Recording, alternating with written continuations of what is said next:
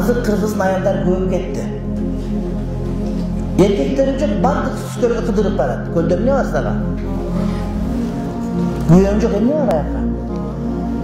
Колуң бүтүн келиниң бар, ашты ошко барып, өзгөнгө барып жейсиң. Аялге ким отурган сенден мурда, кандай адам отурган?